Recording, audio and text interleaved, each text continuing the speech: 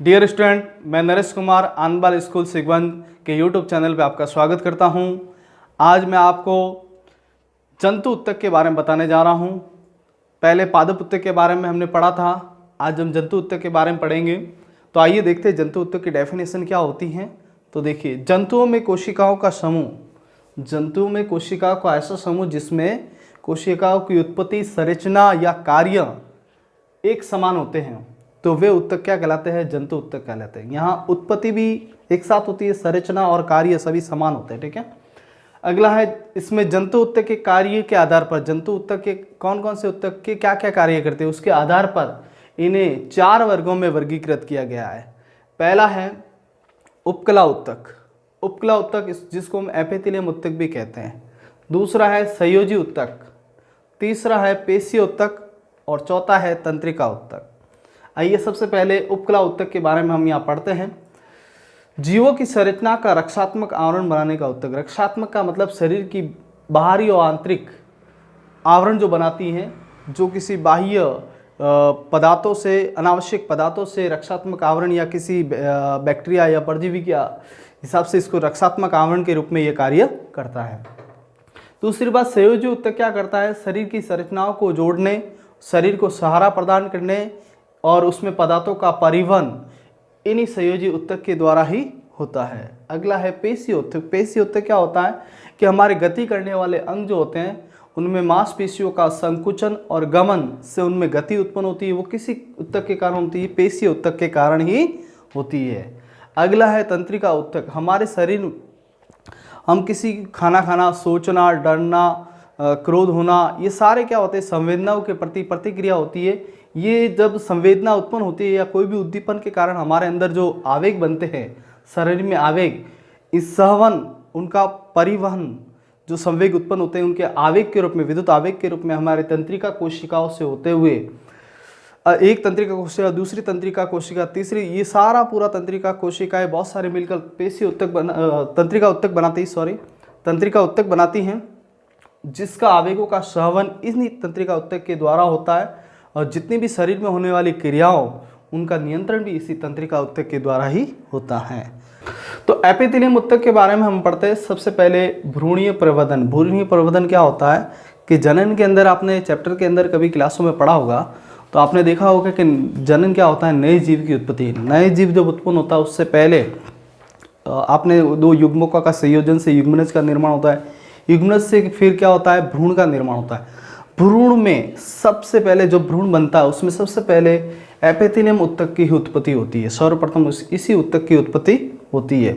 इसलिए भ्रूणीय प्रवर्धन के दौरान सर्वप्रथम उत्पन्न होने वाला उत्तक एपिथेलियम उत्तक ही होता है। सेकंड, इस उत्तक एक मुक्त स्तर होता है, मतलब एक पूरा लेयर एक मुक्त प्रकार की होती है, जो एक और तो देह अंदर की, बाहर पूरा देह की तरल होता है, और दूसरी और बाह्य वातावरण, मतलब बाहर तो वातावरण से संपर्क रहता है और अंदर तरल, जो देह तरल या तरल पदार्थों के अंदर संपर्क में रहता है। और इस प्रकार देह का आवरण यानी शरीर का आवरण और आंतरिक अस्तर का निर्माण भी इसी के उत्तक के द्वारा ही होता है। अब सबसे एपिथेलियम का अर्थ क्या होता है? एपिथेलियम, एपिथेलियम में 2 शब्द, एक तो एपी और एक थीलिया। एपी का मतलब होता है अपॉन, जो अन्य उत्तक की ओर, ऊपर की ओर, अपॉन। थीलिया का मतलब ग्रोथ। ठीक है। तो अन्य उत्तक की वृद्धि करता है, अन्य उत्तक पर यह वृद्धि करता है, अन्य उत्तक पर वृद्धि करता है, अपॉन हो गया।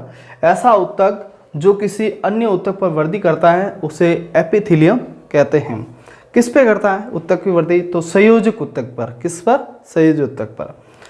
और एपिथेलियम से क्या क्या बने होते हैं? एक तो त्वचा बनी होती है, मुंह का आंतरिक अस्तर, आहार नली के दोनों तरफ अस्तर, रक्त वाहिका नली का अस्तर। अस्तर का मतलब यहाँ मैं आपको ये बता देता हूँ कि दीवार, अस्तर का मतलब जो दीवार होती है उसको अस्तर कहते हैं। फेफड़ों की कुपिकाएं, फेफड़ों की कुपिकाएं मतलब श्वसन का अंतिम, श्वसन जो तंत्र होता है उसका अंतिम जो सांस, हमारे ऑक्सीजन जो कहाँ पे भर जाती है? फेफड़ों के अंदर कुपिकाओं में भर जाती है। और ये कुपिका से ही गैसों का विनिमय या गैसों का आदान प्रदान होता हुआ, वो कुपिका है का आंतरिक स्तर और बाह्य स्तर भी किसका बना होता है? एपिथेलियम का ही बना होता है। वक्रिक नलिकाएं, जो वक्रिक नलिकाएं होती है, जो वक्रक से निकलती वो भी किसकी बनी होती है, एपिथेलियम उत्तक की ही बनी होती है।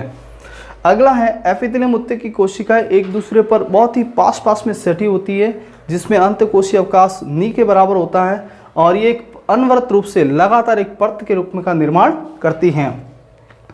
पदार्थों का शरीर में, यहाँ एपिथेलियम हमारे पदार्थों का शरीर में प्रवेश करना या बाहर निकाला इसी एपिथेलियम की परत से ही होकर गुजरना पड़ता है। सभी जितने भी पदार्थ हम बाहर से लेते हैं तो उन सभी का शरीर में प्रवेश करना इस एपिथेलियम के द्वारा ही, एपिथेलियम परत के द्वारा ही गुजरना उसको होता है। सामान्यतः सभी एपिथेलियम एक बाह्य रेशेदार आधारित झिल्ली उसके नीचे रहने वाले उत्तकों से अलग करती है, मतलब नीचे वाले उत्तक अंदर रहने वाले से अलग करती है। आइए हम एपिथेलियम की संरचना कैसे कैसी होती है उसके आधार पर एपिथेलियम यहाँ 4 प्रकार का बताया गया है।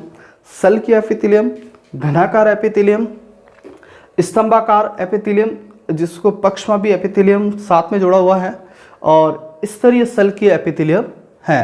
तो एपिथेलियम उत्तक के बारे में आज हम पढ़ेंगे। अभी एपिथेलियम उत्तक में मैंने बताया 4 प्रकार के बताए थे। उसमें सबसे पहला सल्कीय एपिथेलियम उत्तक, दूसरा घनाकार एपिथेलियम उत्तक, तीसरा स्तंभाकार एपिथेलियम उत्तक और चौथा आवासीय स्तरीय एपिथेलियम उत्तक। सबसे पहले हम सल्कीय एपिथेलियम उत्तक के बारे में पढ़ते हैं। सल्कीय मतलब यह एक प्रति होता है, इसकी आकृति सल्क के आकार की, सल्क, ठीक है, जैसे मछलियों पे सल्क होते हैं उसी के आकार की ये इसकी कोशिकाएं पाई जाती है और इस समान चपटी होती है। इसके किनारे अनियमित है, इसके किनारे जो होते हैं अनियमित रूप से व्यवस्थित होते हैं। ये उत्तक विसरण और निषेधन का कार्य करते हैं, ठीक है। और ये कहाँ कहाँ पाए जाते हैं, फेफड़ों की कुपिकाओं में, रक्तवाहिकाओं के आंतरिक स्तर में और हृदय के आंतरिक स्तर में, ठीक है, आंतरिक अंदर वाले भाग के अंदर होते हैं। दूसरे प्रकार का है घनाकार एपिथेलियम उत्तक। दूसरे प्रकार का है बी घनाकार एपिथेलियम उत्तक। यह एक परतीय एपिथेलियम उत्तक होता है। इसकी आकृति घनाकार के होने के कारण इसको घनाकार एपिथेलियम उत्तक कहते हैं। घन के आकार की इनकी कोशिकाएं होती है, जिसके कारण इसको घनाकार एपिथेलियम उत्तक कहते हैं।